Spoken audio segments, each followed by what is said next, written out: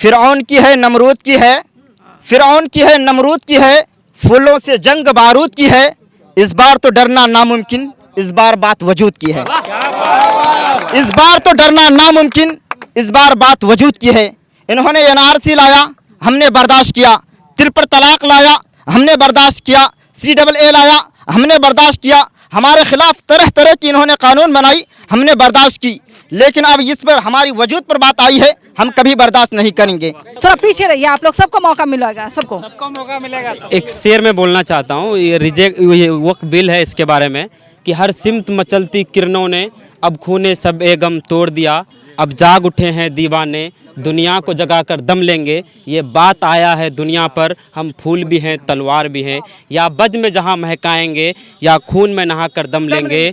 सोचा है उम्र अब कुछ भी हो, हर हाल में अपना हक लेंगे। इज्जत से जिए तो जी लेंगे, वरना जाम शहादत पी लेंगे। आपको बहुत अच्छा, बहुत अच्छा। इस बिल को रिजेक्ट करना होगा, चाहे कुछ भी हो जाए, नहीं तो हम लोग कुछ भी करने को तैयार।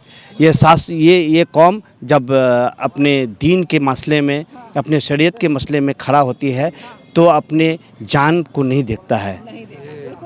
ये वो दिन भी आएगा, लेकिन हम उम्मीद करते हैं सुप्रीम कोर्ट हमारा एक अच्छा फैसला आएगा। उसके लिए हम ये लगता है कि कम से कम 7 दिन का इंतजार सुप्रीम कोर्ट का जवाब का करना चाहिए, केंद्र सरकार से जो जवाब मांगा गया है। मैं उम्मीद करता हूँ 7 दिन में भी कुछ नहीं होने वाला है। 7 दिन में जवाब मांगा है, ये अभी और लंबा चलेगा। हम लोग एहतजाज करेंगे। जमहूरी एतबार पर जो मामला है, जिस तरह से करना होगा, हम लोग एहतजाज करते रहेंगे इंशाअल्लाह। लेकिन हमें उम्मीद है सुप्रीम कोर्ट हम पर फैसला हमारे हक में करेगी। हक में करेगी इंशाअल्लाह।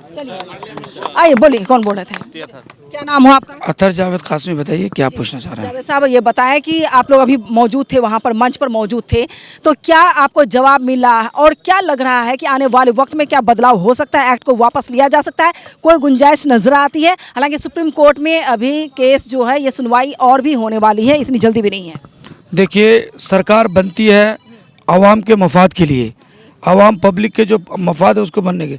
एक बात जानिए, अगर सरकार खुद तसब्जुब में है, सरकार ने दोनों सदन में कानून पास कर दिया, राष्ट्रपति महोदया से भी साइन हो गया, तो सरकार के खिलाफ जो सरकार ने कानून पास किया उसके खिलाफ, जैसे मेरे खिलाफ ये कानून पास हुआ, हम सड़कों पे उतर रहे हैं, एहतजाजी जलसे कर रहे हैं, जुलूस निकाल रहे हैं, लेकिन सरकार का दोहरा में या कि सरकार फिर बजरंग दल के ज़रिए से और कुछ दलों के ज़रिए से लोगों को उतार कर ये दिखाना चाहते हैं कि उसके मुआफिक में उतार रहे हैं कि मुसलमान अगर उसके अगेंस्ट में बोल रहा है तो उसके मुआफिक में उतारो। तो सरकार क्या चाहती है? जब हमको न्यायालय पर पूरा भरोसा है, फिर सरकार का मंत्री बोलता है, निशिकांत दुबे बोलता है कि उल्टा पुल्टा बकता है। बताइए, पार्लियामेंट में जाकर के भारतीय जनता पार्टी का नेता बोलता है, MP बोलता है, तुम कटवा हो मुल्ला हो, उस पर कानून नहीं होता है। हमारी ज़मीन को छीनने के लिए कानून बनाता है। किसको खुश करना चाहते हैं? पूरे कानून 2014 के बाद जब केंद्र सरकार पर नजर डालेंगे तो एक ही सवाल का जवाब मिलेगा, जिसकी लाठी उसकी भैंस, है ना। मेजोरिटी में वो है, सत्ता पर काबिज वो है। आपका एक भी मुसलमान विधायक नहीं है बीजेपी में, एक सांसद आपका मुसलमान बीजेपी में नहीं है, यानी पूरी तरीके से मुसलमानों को बीजेपी खारिज कर चुकी है। इसके बावजूद भी अगर 2-4 जो भी मुसलमान नेता मंत्री हैं उनके पास, तो उनको भी तो आवाज़ बुलंद करनी चाहिए। क्या वो गलत है कि नहीं है? जो लोग बैठा हुआ है वो उनका समझिए चमचा है, गुंडा है। आप दिल्ली के अंदर, वो दिल्ली में टोपी दाढ़ी लगाकर, मैं उन मौलवियों को भी जानता हूं जो उसके दरीचे में जाकर के सुबह शाम तक हाजिरी लगाता है। वो अपनी जान बचाने के लिए सब क्राइम वाला है, मैं सबको जानता हूं। रशीदी हो या और कोई, मैं जानता हूं सबको। नाम बोला, साजिद रशीदी को मैं निजी तौर पर जानती हूं। मैं तमाम को, वो मेरे जूनियर हैं, मैं सबको जानता हूं। मैं ये कहना चाहता हूं, सरकार के साथ इतना दोगला मत बनिए कि आप अपनी हैसियत को भूल जाइए। भाई सरकार क्या बताइए, वो कहता है सबका साथ सबका विकास। भारतीय जनता पार्टी किसी स्टेट में चुनाव लड़ती है, किसी मुसलमान को टिकट नहीं दे रहे, और इसी तरह पर आप इसके इलेक्शन हुआ लोकसभा में, आपने किसी को टिकट नहीं दिया। 2 नेता मुख्तार अब्बास नकवी, सैयद शाहनवाज हुसैन, वो ज़माने से जब भारतीय जनता पार्टी की शुरुआत हुई उस वक्त से कुर्बानी दे रहा है। उसको कहीं MLA का टिकट नहीं दे रहे हो, उसे कहीं मंत्री नहीं बना रहे हो, पार्टी में कोई हिस्सेदारी नहीं। ये बकवास है।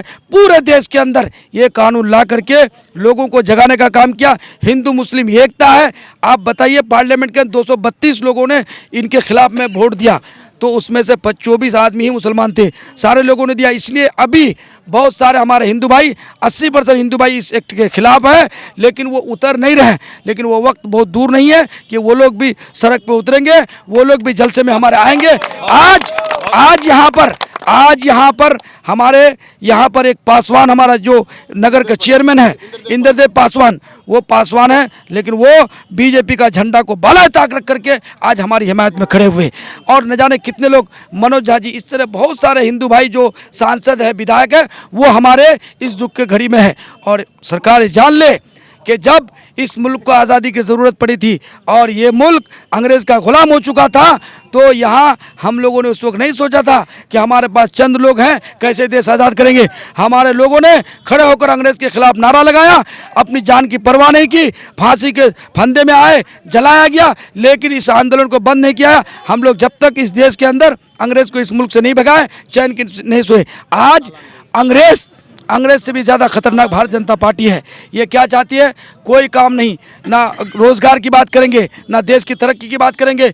चाइना आपकी ज़मीन से खरीद रहा है, चाइना आपकी ज़मीन पर कब्जा कर रहा है, आप वहाँ ज़मीन नहीं बचा पा रहे हो, हमारी ज़मीन को छीन करके अपने दोस्त को देना। के बाद अगर नेशनल मुद्दे पर आ जाएं, क्योंकि मैं दिल्ली में, मैं खुद पॉलिटिकल न्यूज़ एंकर हूं, तो बात बहुत ज़्यादा होगी और लोग समझ नहीं पाएंगे सभी लोग। जैसा आपने कहा, साजिद रशीदी को मैं निजी तौर पर जानती हूँ और हमारी मुलाकात होती है, हमारी बात होती है, लेकिन साजिद रशीदी जो विधानसभा चुनाव दिल्ली के बाद जो अपने आप को बदला है, वो वाकई सोचने वाली बात है। उन्होंने कहा, एक डिबेट के दौरान साजिद रशीदी ने कहा है कि ओवैसी साहब गृह युद्ध करवाना चाहते हैं, वो विवाद पैदा करवाना चाहते हैं। इस वक्त जानिए पूरे हिंदुस्तान में बैरिस्टर असदुद्दीन ओवैसी से ज़्यादा बेस्ट सांसद कोई नहीं है। आज जानिए, आप जानिए, साजिद रशीदी, 5000 साजिद रशीदी पैदा होने से ओवैसी का एक खादिम से मुकाबला नहीं कर सकता है। ओवैसी को मैं जानता हूँ। साजिद रशीदी जब उन्होंने देखा कि बीजेपी की सरकार बन रही है, तो कह रहा मैंने उसको वोट दिया। तुमने पहले बताया, इससे पहले वो जिसकी सरकार बनती है उसी के साथ गोद में बैठता है। वो कभी आम आदमी पार्टी की सरकार थी तो उसके गोद में बैठ गए, अब सरकार बीजेपी की आई उसके गोद में बैठ गए। ये कब तक चला? वो चमचागिरी इसलिए कर रहा है कि हमको वक्फ बोर्ड का चेयरमैन बना देगा या वक्फ बोर्ड में हमको मेंबर बना देगा। ये कोई होने वाला नहीं है। और ये हसीन सपने देख रहे हैं, सब हसीन, हम सबको जानते हैं। कोई ओखला में बैठा हुआ है, कोई मतलब इसमें बैठा हुआ। आप मेरे चांदनी चौक में मेरी सारी जवानी गुजर गई। मैं जानता हूँ कितने लोग बैसाखी पे चल रहे हैं। इन लोगों को जवाब देने के लिए ये लोग बोलता है जमीयत क्या कर रही है, मौलाना अरशद मदनी क्या कर रहा है, महमूद बंदे। अरे तुम क्या पहुँचोगे? उसके औकात तक तुम पहुँच सकते हो, तुम्हारा पूरा खानदान नहीं पहुँच सकता है। तुम बैरिस्टर असदुद्दीन ओवैसी को कहते हो कि तुम वक्फ की जायदाद कब्जा क्यों? ये लोग क्या है, उसको अगर ज़मीन मिल जाए, 100 गज ज़मीन मिल जाए तो वो घर बना दे। उसको तो बेघर है, कभी ब्यूटी पार्लर, कभी कुछ कर रहा। आपको पता है सब जी नहीं सुनिए, मैं बता रहा हूँ भाई। एक जब कुत्ता पागल हो जाता है ना, उसको गांव में छोड़ने से गांव का हर बच्चा को काट देगा। कैसे थे कौम के साथ गद्दारी लोग कर रहे हैं, ये इसको उसको बख्शा नहीं जाएगा। कौम के लोग बख्शेंगे और क्या? हम जैसे दाढ़ी वाले टोपी वाले नहीं बोलेंगे। वो लोग जो समाज के अंदर वो नमाज नहीं पढ़ता, रोज़ा नहीं रखता है, लेकिन अगर उसके सामने दीन के बारे में इस तरह की बात आएगी तो वो खड़ा होकर उसका गिरबान पकड़ेंगे। मैं साजिद रशीदी को गाली नहीं दे, लेकिन मैं ये चाहता हूँ कि आप अपने हद में रहिए। आप कोई बात कहने से पहले 1000 बार सोचिए। आप कैबिनेट पर उंगली दिखाते हैं, आप जब जिसके गोद में जाकर बैठ जाते हैं। एक और हमारा इमाम है, वो RSS के गोद में बैठा हुआ है, सिक्योरिटी लिया हुआ है ताकि उसके जान पर कोई खतरा ना हो जाए। अरे सबको जानते हैं हम, ये लोग अपने औकात में रहे। ये अमेरिका में जो अभी जल्दी अमेरिका में एक आग लगा, चिड़िया ने लगाई खुदा की इससे, है ना। वो आग बुझाने के लिए पूरे अमेरिका परेशान हो गया। तो ये जो सरकार है, ये कोई भी सरकार अभी मौजूदा में है, क्या नाम है सरकार का मैं नहीं जानूँ, नरेंद्र मोदी, है ना। तो नरेंद्र मोदी का भी हार्ड है। एक रात में उनका फ्यूज उलट जाएगा तो फिर चला जाएगा।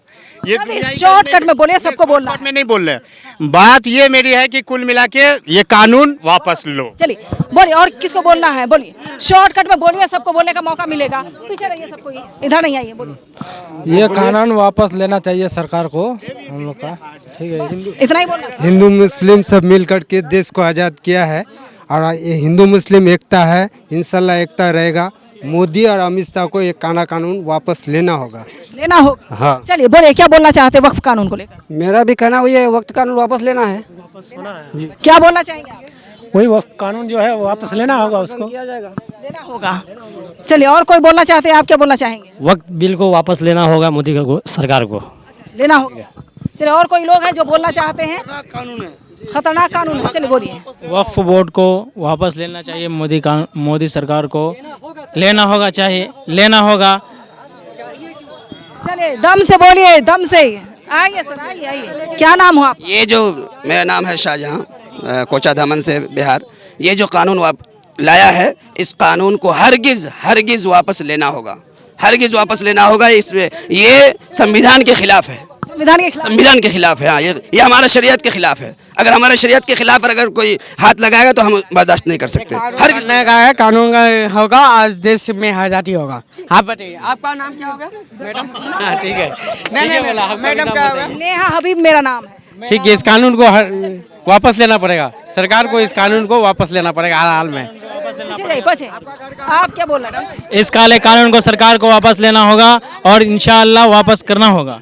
आइए अभी आगे। हाँ, ये आज आप लोग यहाँ पर थे, महासभा में थे, क्या सुना, क्या जवाब मिला आप लोगों को और आगे क्या सोचा है करने?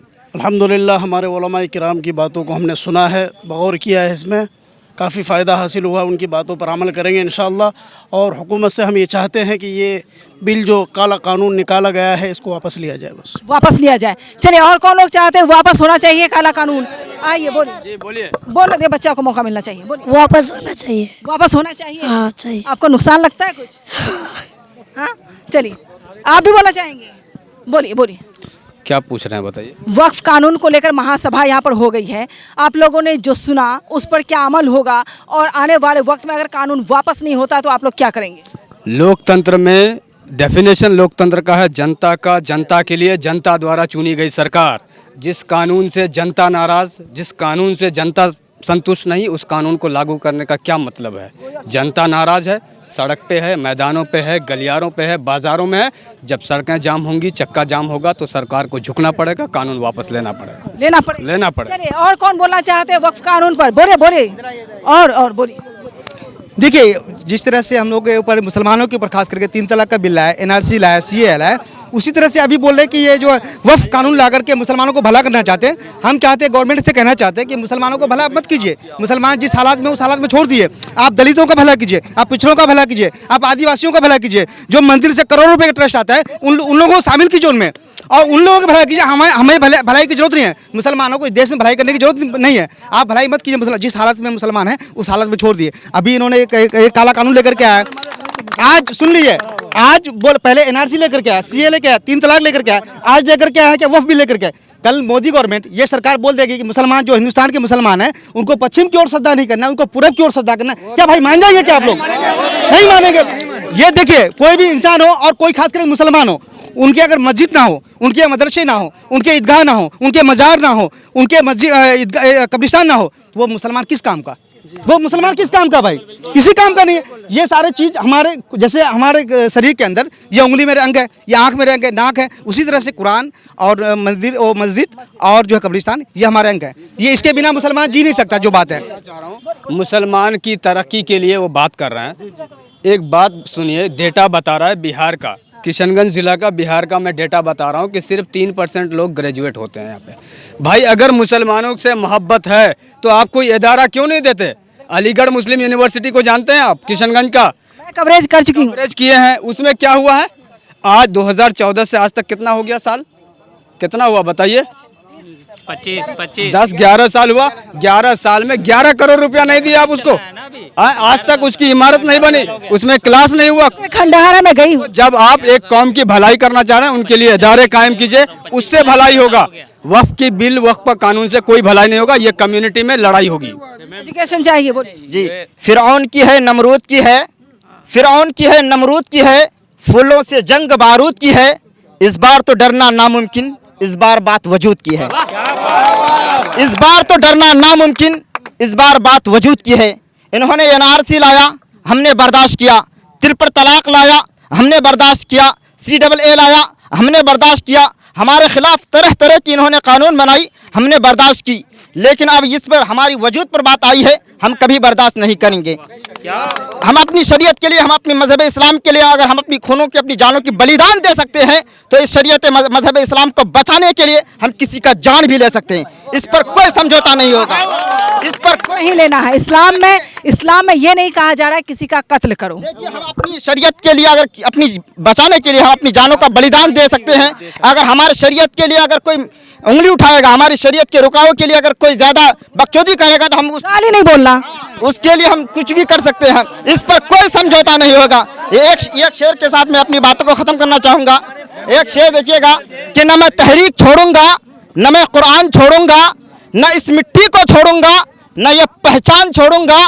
तुझे करनी है जितनी कोशिशें कर ले मिटाने की, न मैं इस्लाम छोड़ूंगा, न हिंदुस्तान छोड़ूंगा। बहुत खूब, बहुत खूब, बहुत अच्छे, बहुत अच्छे। थोड़ा पीछे रहिए, आप लोग सबको मौका मिलेगा, सबको मौका मिलेगा। एक शेर में बोलना चाहता हूँ, ये वक्फ बिल है इसके बारे में कि हर सिमत मचलती किरणों ने अब खूने सब ए गम तोड़ दिया। अब जाग उठे हैं दीवाने, दुनिया को जगाकर दम लेंगे। ये बात आया है दुनिया पर, हम फूल भी हैं तलवार भी हैं। या बज में जहाँ महकाएंगे, या खून में नहाकर दम लेंगे। सोचा है उम्र अब कुछ भी हो, हर हाल में अपना हक लेंगे। इज्जत से जिए तो जी लेंगे, वरना जाम शहादत पी लेंगे। बहुत खूब, बहुत अच्छा, बहुत अच्छा। इस बिल को रिजेक्ट करना होगा, चाहे कुछ भी हो जाए, नहीं तो हम लोग कुछ भी करने को तैयार हैं। क्या करते हैं आप, क्या करते हैं? आज देखिए, अभी हम स्टूडेंट हैं। ये जबान बिल्कुल शर्जिल ईमान जैसी, मतलब जज्बाती जबान है आप। देखिए मैम, अगर हम लोग की शरीयत पर उंगली उठेगा तो हम लोग बर्दाश्त करने वाले व्यक्ति है नहीं। जान दे सकते हैं मैम, उतना कर ही सकते हैं। आने वाले नस्ल को हम लोग क्या जवाब देंगे कि ये मुर्दा को भी चैन से सोने नहीं देते हैं। अब उस पर आ गया है तो हम आप जिंदा रह के क्या करेंगे? सबको कब्रिस्तान में चले जाना है। अच्छा बोलिए, शुरुआत से बोलिए। कि मुर्दे को भी अब नरेंद्र मोदी चैन से कब्र में सोने नहीं देने चाहता है। कभी तो मजार को, कभी तो मस्जिद को। अब खड़े इंसान जो जिंदा है वो सोचता है जो ये भी मरे हुए हैं। अब मुर्दा और जिंदा को एक समान कर दिया तो हम लोग जिंदा रह के क्या करेंगे? अब नरेंद्र मोदी का नाम पर हम लोग मर मिटने को तैयार है। नरेंद्र मोदी जैसे चाहे हम लोग को सजा दे, हम लोग को हक नहीं मिलेगा तो हम लोग उसी का राह पर कुर्बान हो जाएंगे। क्यों उनकी बात क्यों मानेंगे? उनकी बात क्यों मानेंगे? हिंदुस्तान का हुकूमत है वो, उसको हम लोग वोट दिए हैं। अरे बेवकूफ, हम लोग के पीछे छोड़ो ना, हम लोग को क्या चाहिए? हम लोग तो तुमको वोट देते नहीं है, तो फिर हम लोग के भलाई के पीछे क्यों पड़े हो? हम लोग के पीछे क्यों पड़े हो? हम लोग पंचर बनाए, घास छिले, हम लोग के पीछे मत पड़ो। हम लोग जिस हाल में हैं, जैसे हैं, हम लोग को जीने दो। सिर्फ हम लोग को उंगली मत करो। पहले तो अपने जंगल में शेर रहता है दो ही जगह, एक तो जंगल में, एक तो सर्कस में। हम लोग दोनों जगह का शेर है। अगर जंगल में तो जंगल वाला, सर्कस में तो सर्कस वाला। क्या नाम हुआ आपका? मोहम्मद सलाहुद्दीन। चलिए, सलाहुद्दीन यूपी जैसी जबान बोल रहे हैं आप भाई। हाँ बोलिए, बोलिए। कहना चाहूँगा कि ऐ काश इस मुल्क में ऐसी फिजा चले, ऐ काश इस मुल्क में ऐसी फिजा चले। मंदिर जले तो रंज मुसलमान को भी हो, और मस्जिदों के आदमियों पर आँच आए ना कोई, ये फिक्र मंदिर के निगहबान को भी हो। और मस्जिदों के आदमियों पर आँच आए ना कोई, ये फिक्र मंदिर के निगहबान को हो। हम सोचते हैं कि हमारे ये गंगा जमनी तहजीब सीमांचल से उठती है। सीमांचल की गलियों और कूचों में गंगा जमनी तहजीब का हमेशा एक मिसाल रही है। मैं चाहता हूं कि यही गंगा जमनी तहजीब पूरे हिंदुस्तान में लहरे। और हमेशा हमारी सोच रहती है, हम मुसलमानों की सोच रहती है, हम हिंदू मुस्लिम दोनों आपस में